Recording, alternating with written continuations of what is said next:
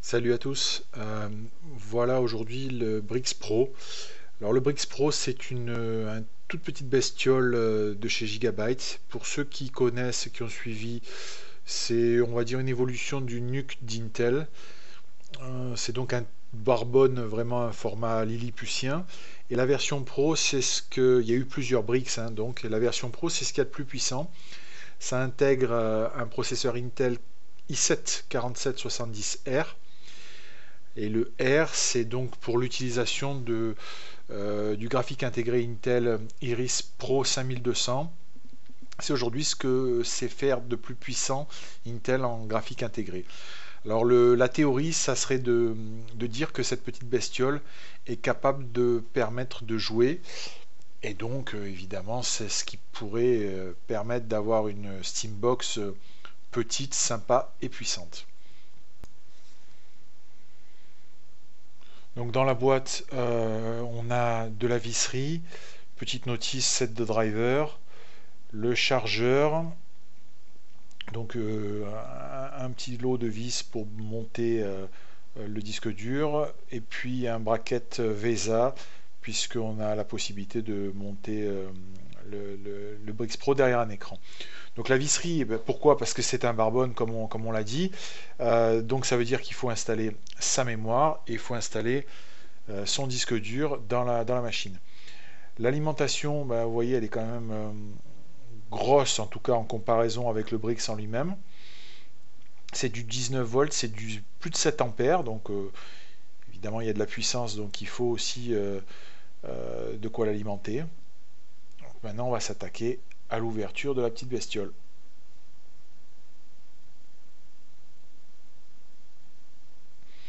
Donc en fait il y a des différentes couleurs suivant la version, puisque là nous on a la version en i7, mais savoir qu'il y a une version en i5 qui est déjà assez costaud aussi. Ça, vous pourrez retrouver ça sur le test sur le web. Et donc la version en i5 est dans une couleur différente.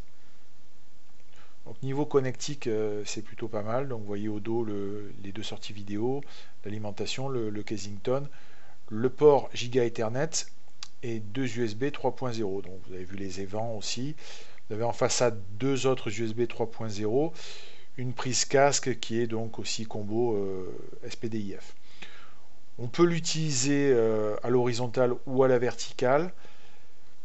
Il faut quand même bien respecter le sens des évents parce que vous verrez que ça souffle un peu. Donc là, je fais une petite comparaison pour que vous ayez une idée de la taille avec mon Galaxy Note 3. C'est vraiment tout petit. Et donc là, avec l'alimentation, voilà, l'alimentation paraît grosse, elle est pas si grosse que ça. C'est vraiment le Brix qui est tout petit. Donc à l'ouverture, 4 vis en dessous.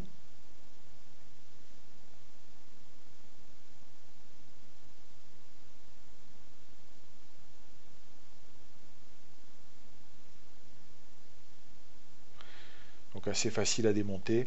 Châssis il y a des morceaux, des éléments en plastique, des éléments en métal. Donc la première partie qui vient, vous l'avez vu, c'est le châssis pour le disque 2 pouces et demi. Et là, on voit immédiatement toute la structure de la carte mère avec les deux supports SODIMM. Donc on va libérer le reste de la carcasse pour y voir un petit peu plus clair. C'est pas une obligation, hein. Là on arriverait facilement déjà à monter la mémoire, à faire tout ce qu'il faut. Mais nous on va profiter qu'on a ouvert tout ça pour regarder comment c'est fait, hein. Donc ça se démonte bien.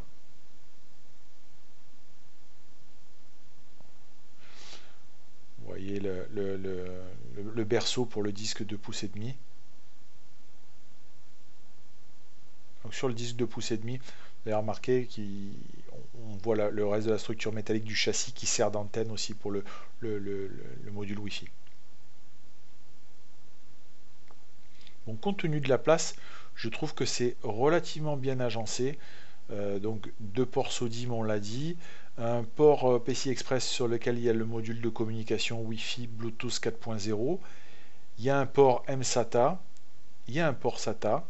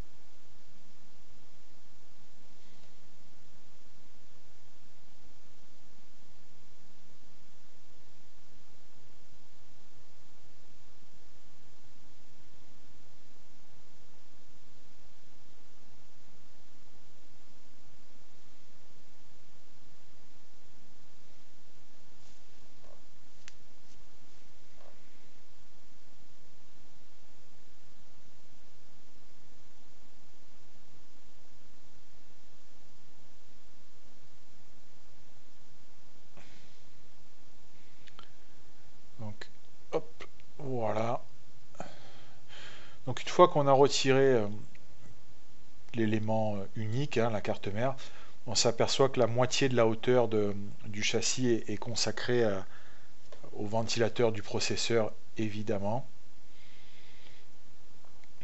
Donc on voit bien que le châssis est en métal avec une couverture en plastique. Donc voilà la carte mère en détail avec les emplacements pour la SODIMM.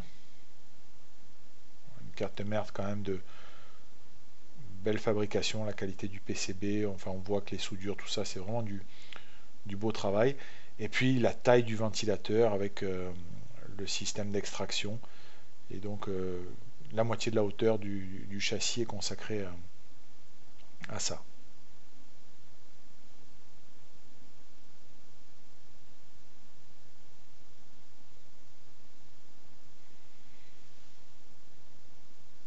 Donc là, vous voyez les petites antennes, les points d'accroche de l'antenne Wi-Fi, enfin du module de communication, directement sur le châssis métallique.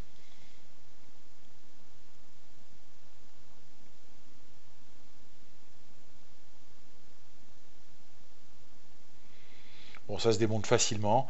Il n'y a aucune difficulté particulière. C'est solide. Les points d'ancrage, la visserie, tout ça, c'est solide. Ça peut être monté, redémonté sans trop de problème.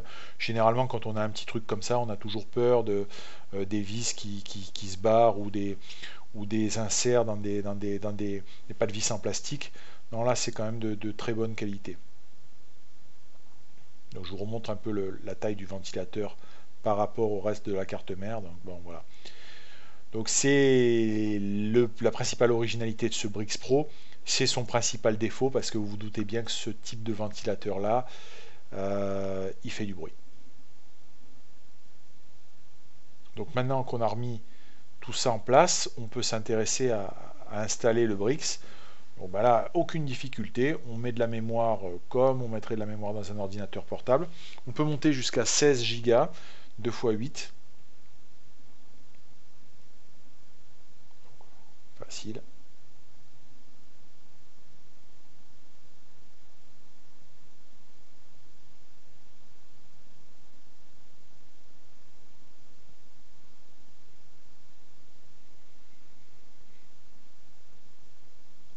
Voilà, c'est accessible, hein, il n'y a pas besoin de...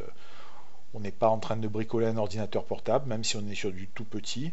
Et donc là, la baie, le berceau plutôt pour le disque dur, qui pourrait être un 2,5 pouces mécanique ou un SSD. Donc moi, je vais mettre un SSD. Ce qui est plutôt pas mal, c'est qu'on a un port mSATA. Donc ça veut dire qu'on peut mettre un SSD en mSATA. Donc le port mSATA, il est situé au-dessus du module Wi-Fi. On pourrait mettre un SSD en mSATA et on pourrait mettre un disque dur mécanique sur le berceau que vous voyez. Bon, moi, je monte un SSD. Donc là, toute la visserie est fournie, il n'y a aucune difficulté, il y a 4 vis, on remet en place. C'est bien conçu, hein, ça a beau être petit, c'est bien conçu, ça respire. Voilà.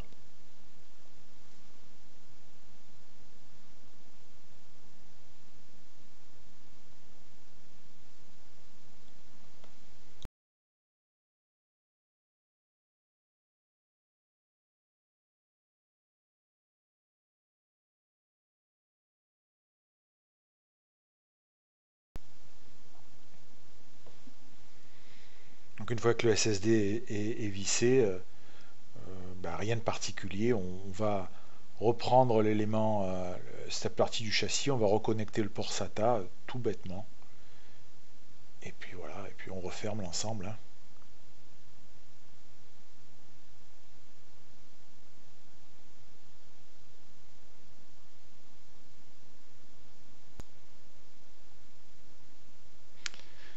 Alors une fois que tout ça c'est dit, une fois qu'on a installé, qu'on a remonté notre machine, quelle conclusion on en tire? Ben, c'est effectivement une prouesse technique, hein, c'est vraiment tout petit, c'est ce qu'il y a de plus costaud avec le i7, ça on en a parlé. Euh, Malheureusement, ça remplit pas ses promesses pour le jeu, c'est pas suffisant. On est vraiment trop léger d'un point de vue graphique. Le processeur i7 en plus, bon, il n'apporte rien dans les jeux par rapport à la version i5 et il y a une nuisance sonore qui est quand même assez importante. Donc bon, pour l'exercice de style, c'est vraiment pas mal. On se rend compte des chemins parcourus par Intel pour arriver à produire un graphique intégré de qualité. Mais on n'est vraiment pas du tout dans le nécessaire, dans le minimum vital pour pouvoir jouer. Euh, Ça peut être une plateforme pour faire du casual sur Steam. Ça peut être une plateforme Media Center intéressante. Ça, vous le verrez dans le test web. C'est ce que j'ai fait de mon côté. Ça reste malgré tout cher. Voilà, c'est bien sympa de voir un produit aussi petit, aussi puissant. Mais ça rate sa cible malheureusement parce que je crois qu'il y a des choix techniques qui ne sont pas bons.